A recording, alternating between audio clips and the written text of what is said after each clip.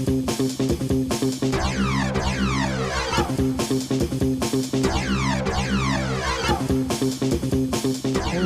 it's Johnny Two-Face here, back with another reaction video. This time I'm reacting to Early Muslim Expansion documentary by Kings and Generals.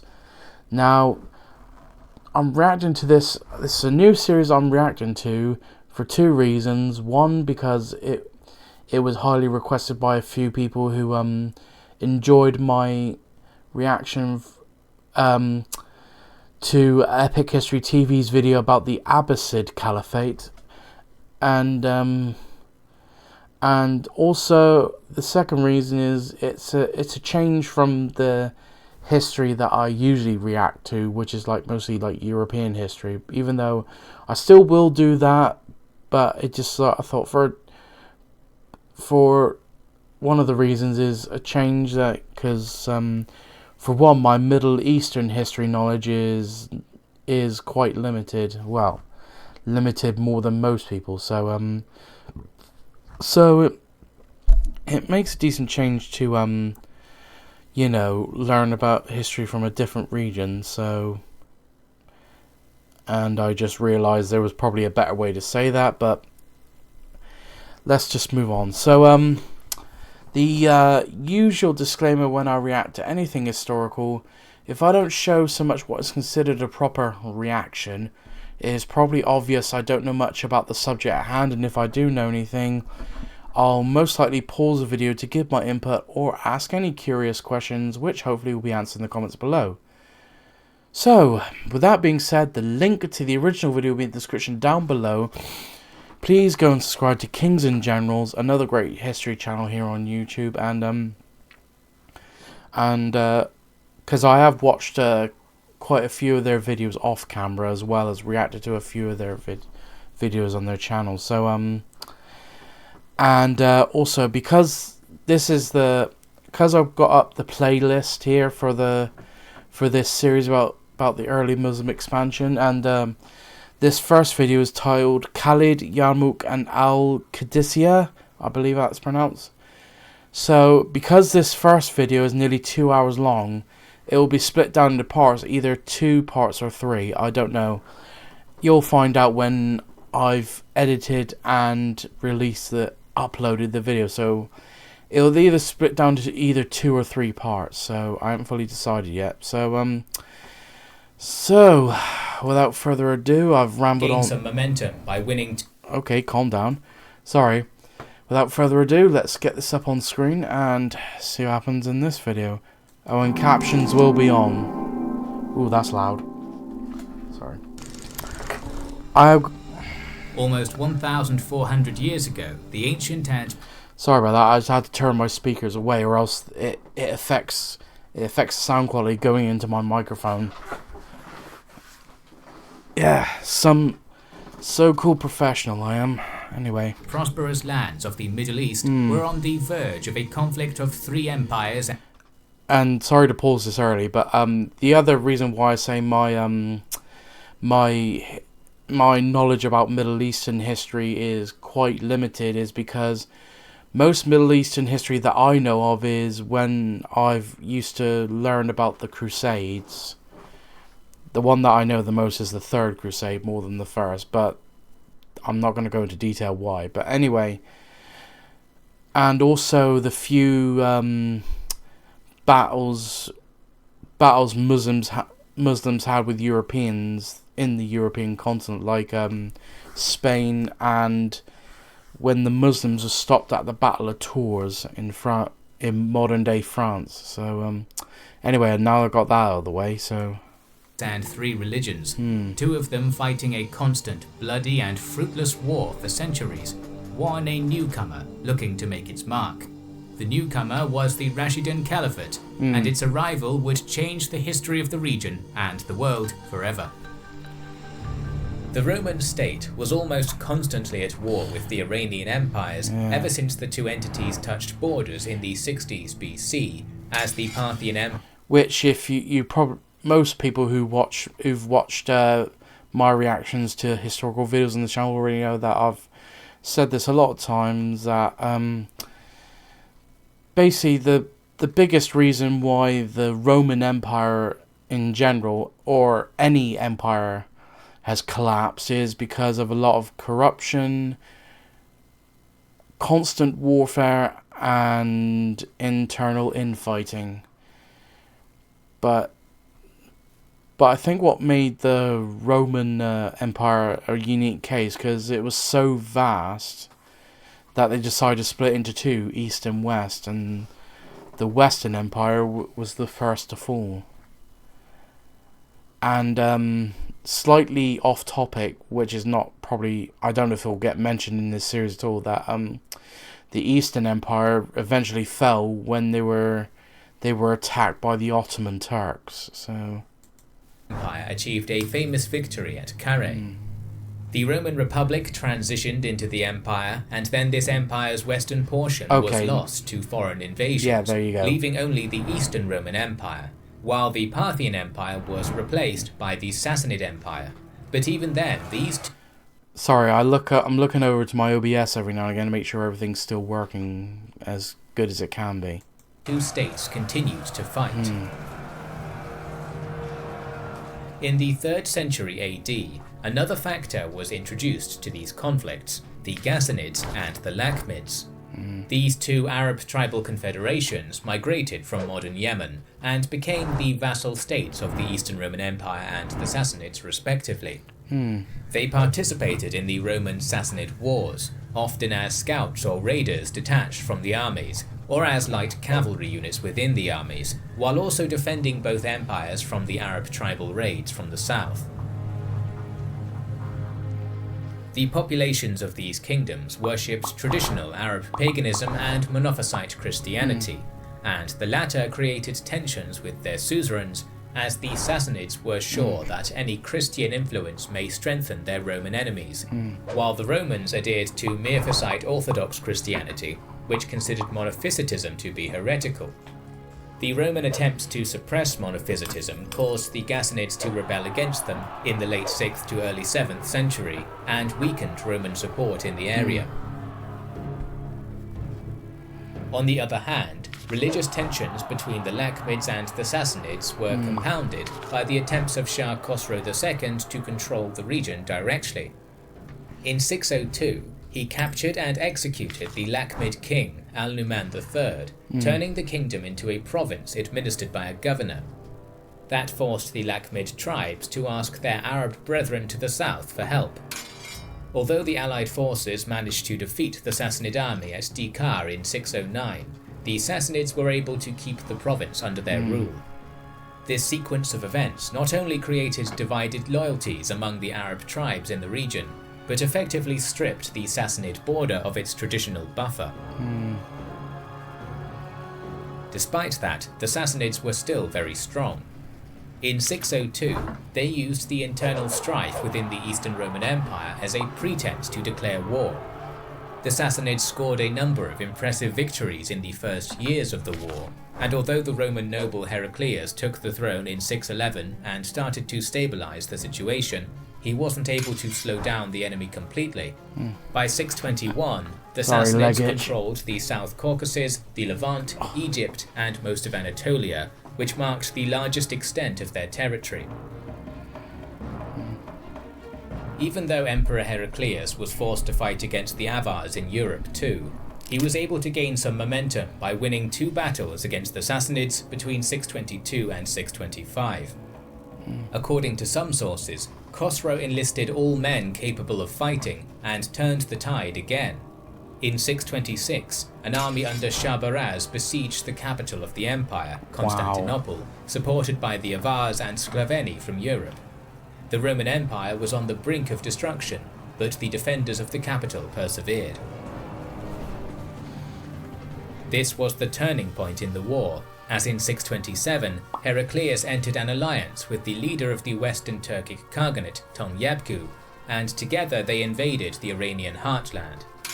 Heraclius defeated the Sassanids at Nineveh in 627 and threatened the capital Ctesiphon in 628, which prompted the nobles to overthrow Khosrow.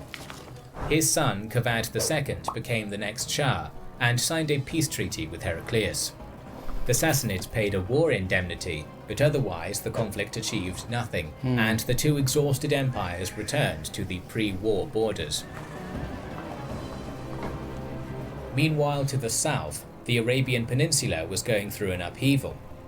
The population of this peninsula worshipped many religions, from the traditional Arab pagan beliefs to Zoroastrianism, Judaism, and Christianity. The Sassanids controlled the province of Mazun and the eastern portion of Yemen, while the deserts in the central and northern parts of the region were ruled by nomadic Bedouin Arabs. Their brethren resided in the rich merchant city-states in Hijaz.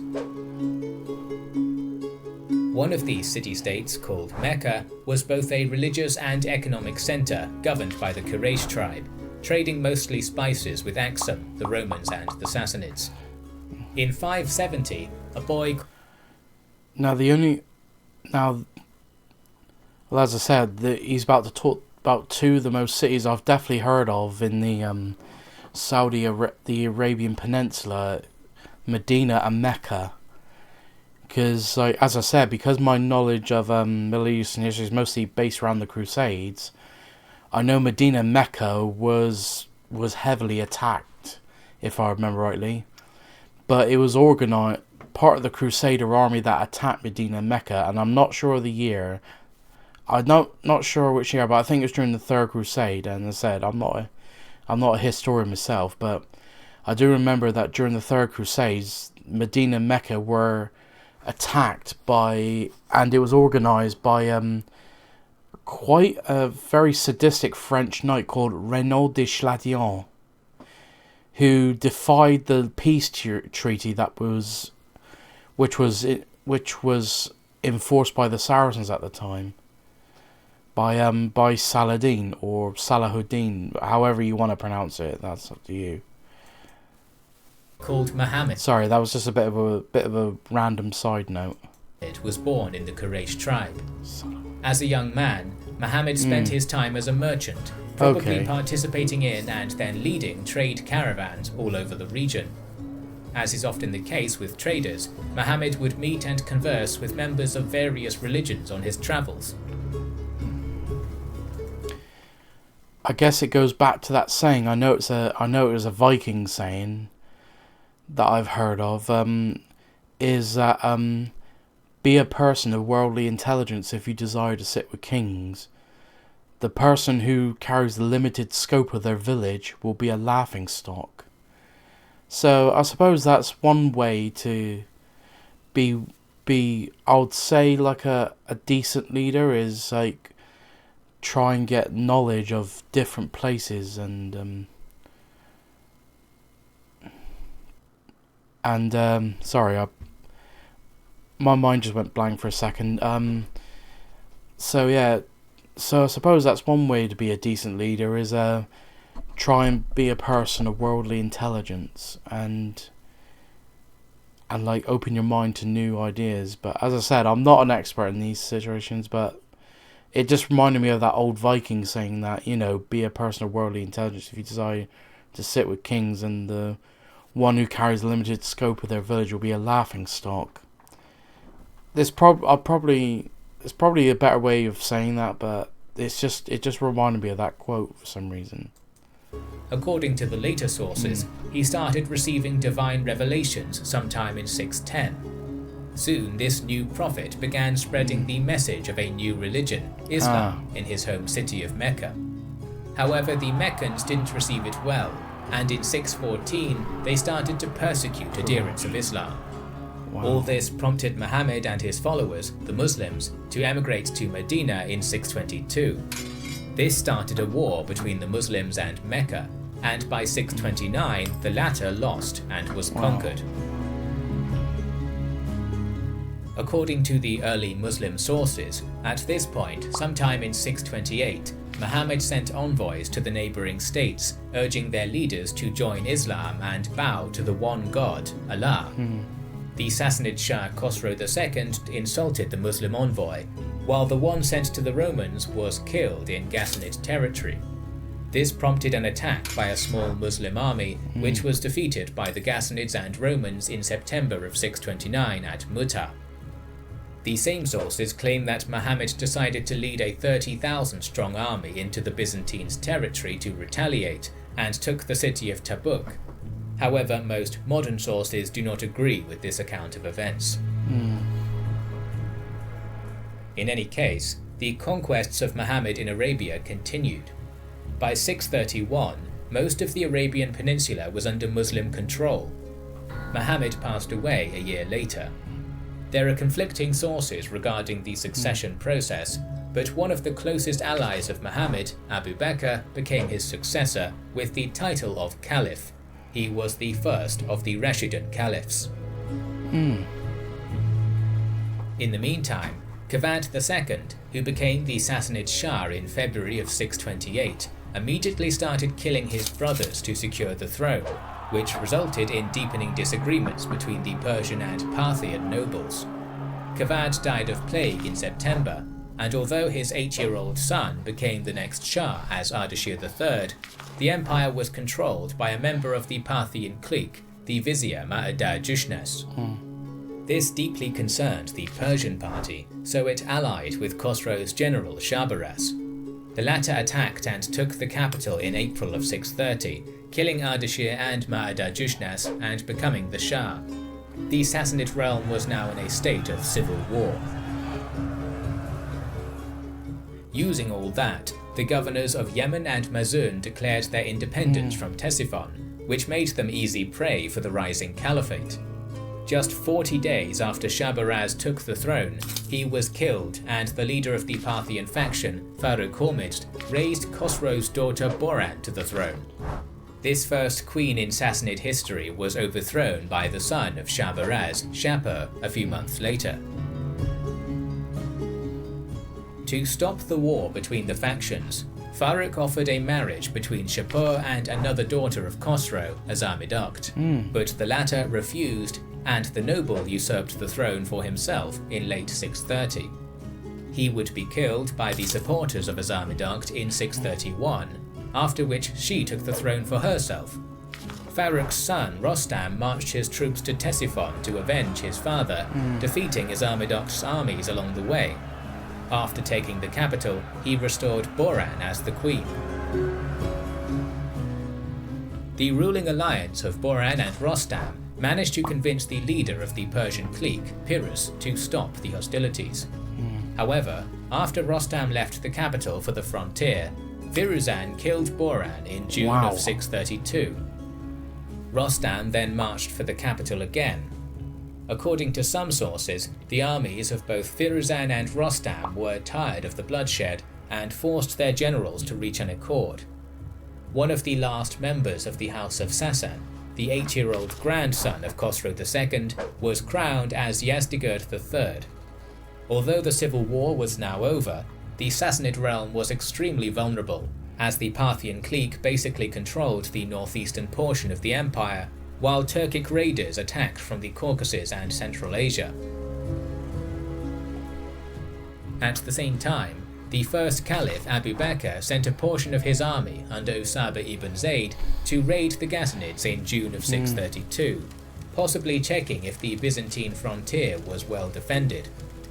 The death of Muhammad and the departure of his army made a big number of newly conquered Arab territories think that the caliphate was fragile, and in July, all of the peninsula save for Hijaz rebelled against Abu Bakr in what was called the Ridda War, or the War of Apostasy, as many rebel groups were led by people who declared themselves prophets.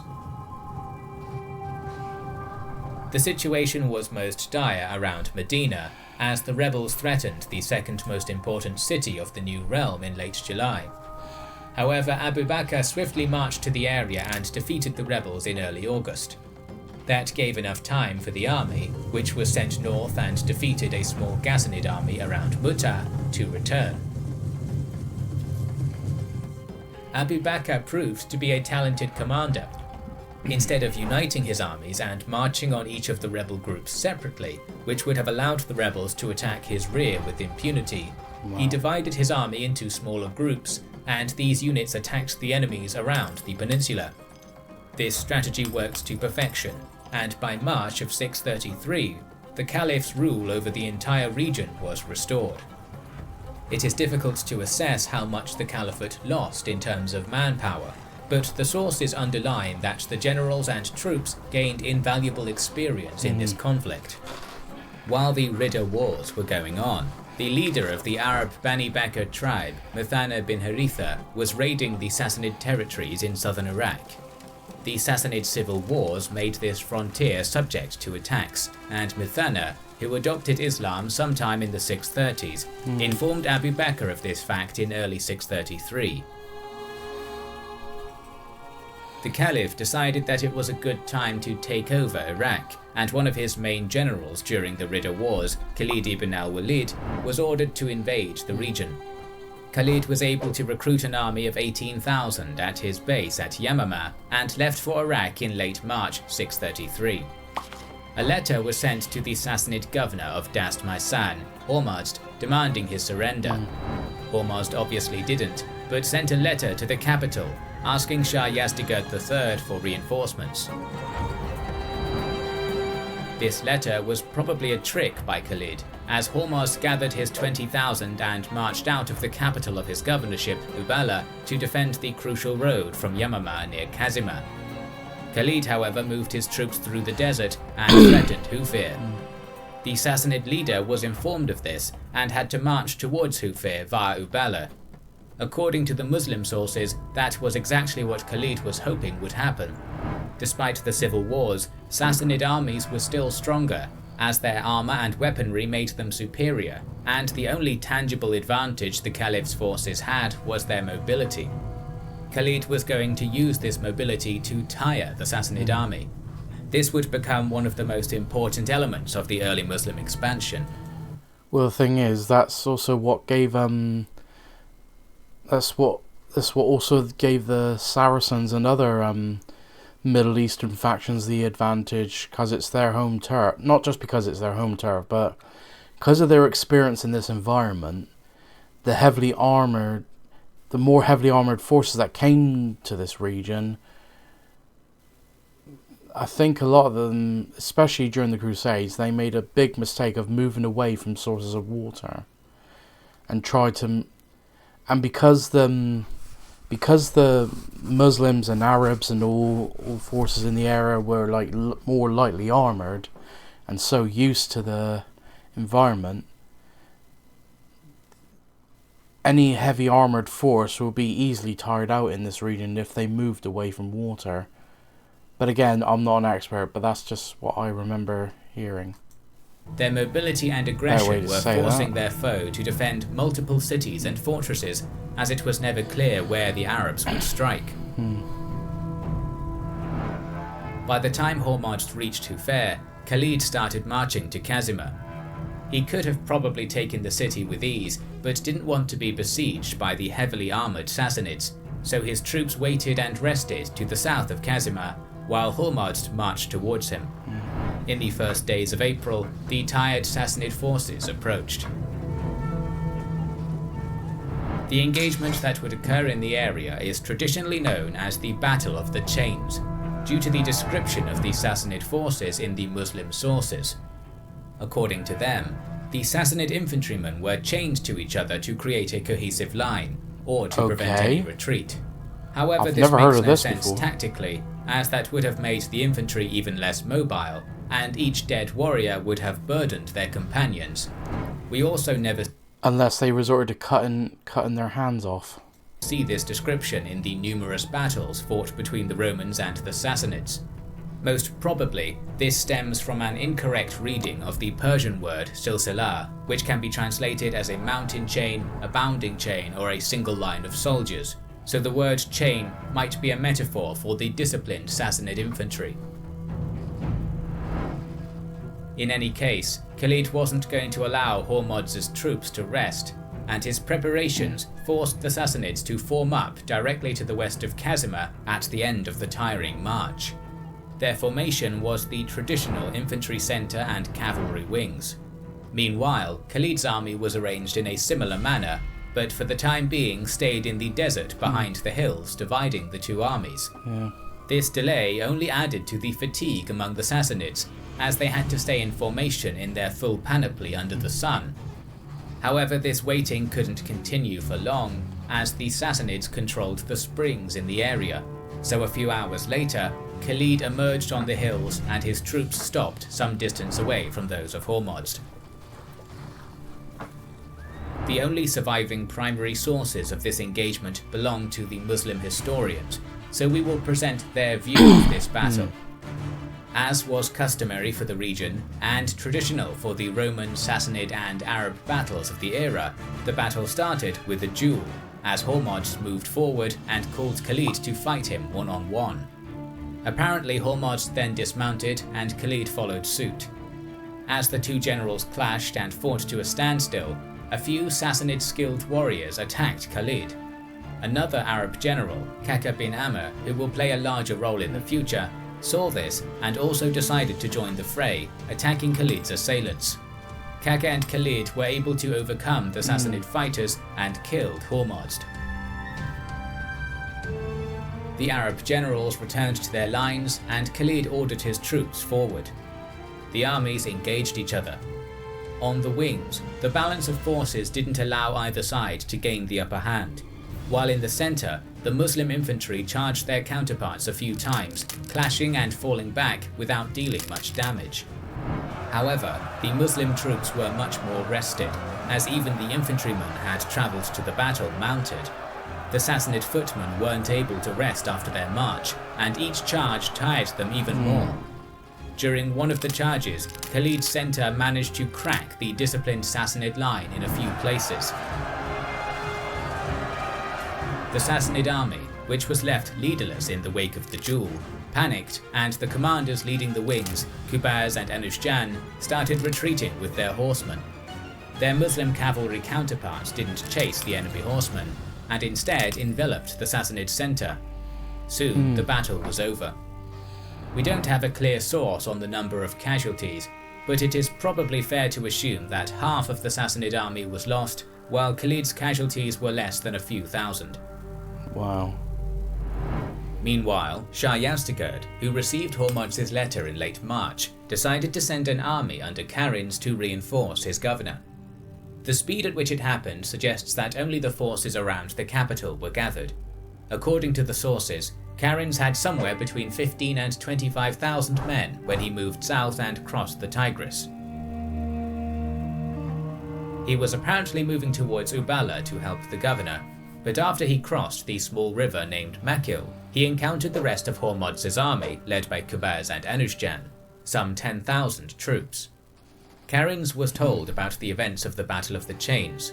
Simultaneously, a mobile force commanded by Muthanna appeared nearby, probably sent by Khalid to chase the remainder of the Sassanid force and scout ahead, while he was recruiting from the ranks of the Arab tribes in the area of Kazima and Hufir.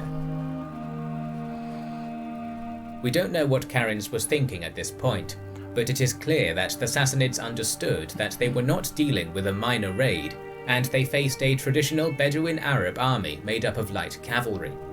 Catching Muthanna's mobile force in the open field would be impossible, since the Shah's army was considerably slower, so Karinz didn't move to the strategically crucial Uballa to protect it, likely worried that Muthanna would be able to attack his flank and rear. The Sassanid general decided to sacrifice Uballa and keep his position along the river in order to prevent Khalid from crossing the Tigris, and also from marching westwards to the most important city of the region, Al-Hira. In the meantime, Khalid was informed by Muthanna that a new army was moving to the south. The Sassanid position left him no other way to advance. Using the whole army to take Uballa might have entrapped him, so only a small group was sent to take it, while Khalid went on and united with Muthanna. The battle that is now known as the Battle of the River took place in the third week of April. The Sassanids had anywhere from 25 to 50,000 troops, depending on the sources, while Khalid commanded around 18,000, as he was able to reinforce his army by recruiting from the local Arab tribes. The sources for this battle are conflicted, so we will try to do our best to form a coherent narrative. Before the armies formed up in the morning, Khalid personally scouted the positions of... Give me a sec.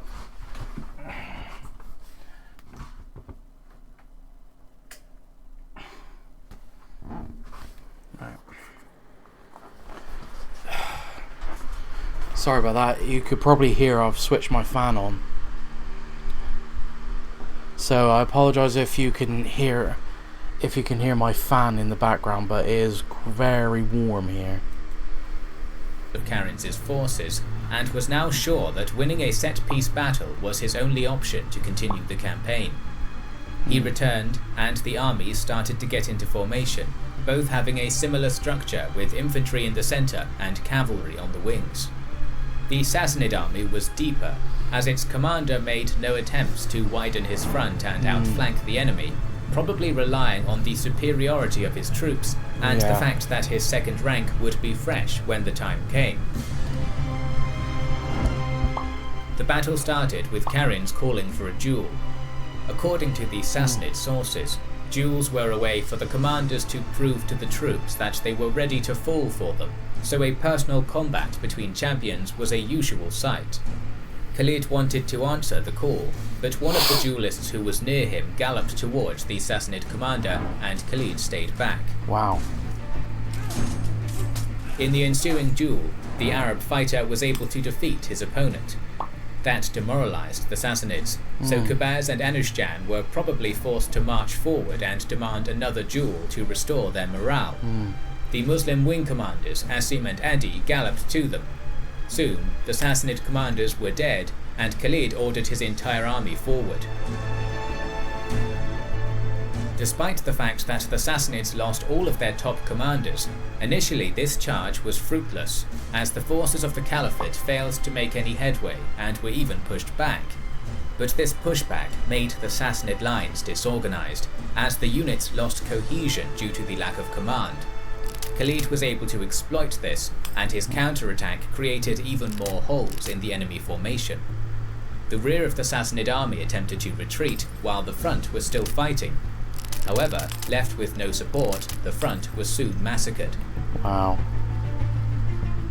Lightly equipped and fast Muslim troops were able to catch up to the fleeing Sassanids with ease, and the battle restarted along the river.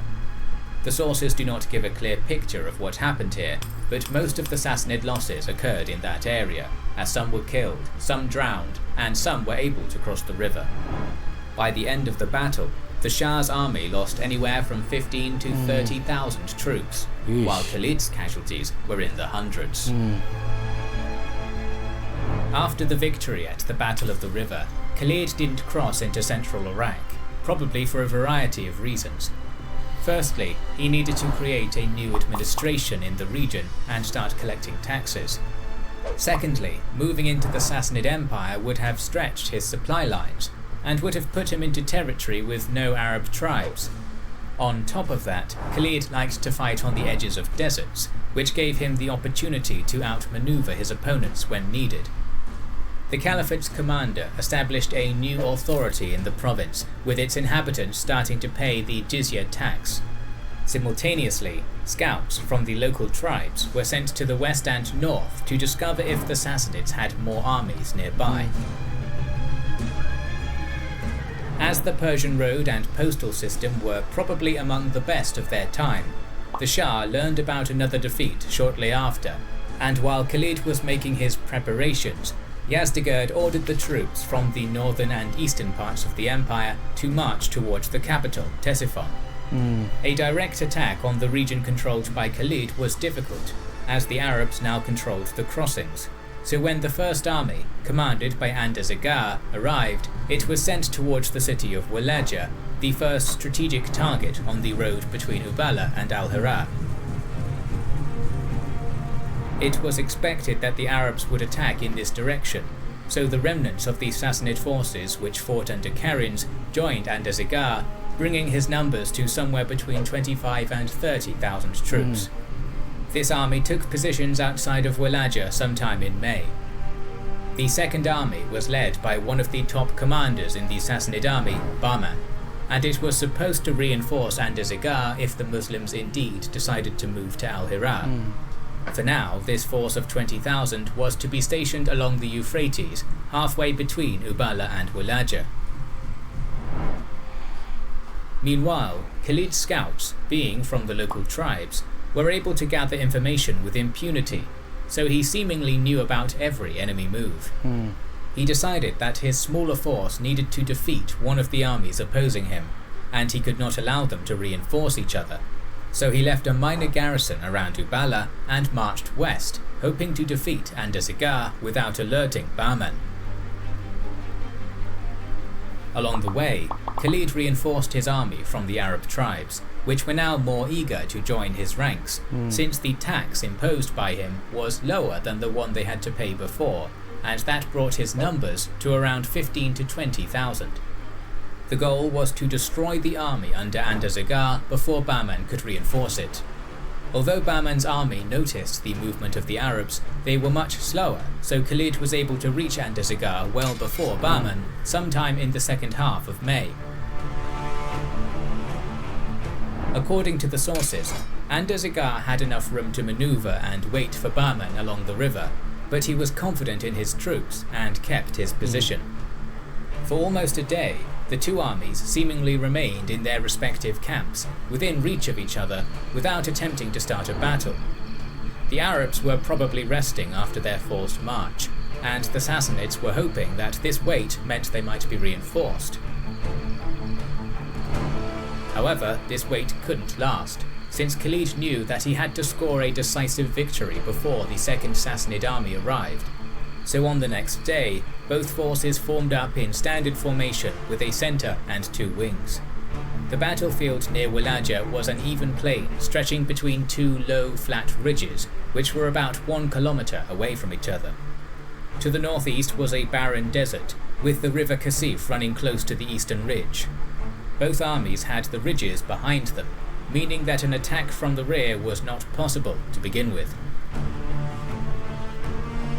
The Sassanid leader was surprised to see the whole Muslim army was smaller than previously reported, and that it only consisted of footmen, which contradicted what he had heard about the crucial role Khalid's cavalry played in the previous battles.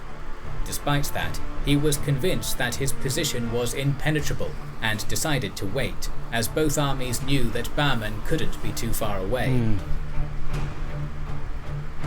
Indeed, the Muslim commander ordered his entire army forward.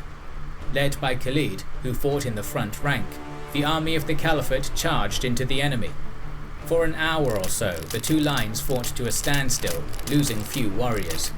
But the Sassanids had the numbers, so their tired front line was replaced by the rear rank, which gave them the edge. Despite Khalid's personal martial skill, his troops were getting tired, so Andarzaghar's counterattack started to push the Muslim troops back.